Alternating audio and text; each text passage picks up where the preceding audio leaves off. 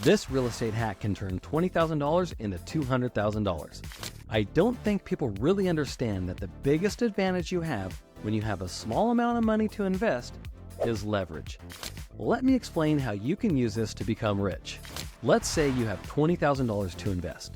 Now, you could put that 20 grand into the stock market, and if it grows on average 9% a year, in 8 years it would be worth $40,000, which is a $20,000 gain on your initial investment. Now, let's take that same $20,000 and use it as a down payment on a $400,000 home.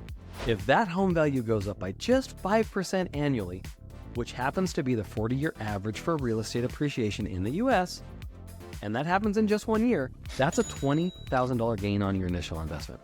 And after 8 years, that home would be worth just under $600K, which is a $200,000 gain on your initial $20,000 investment. That's an insane advantage, and it's why so many people get rich through real estate.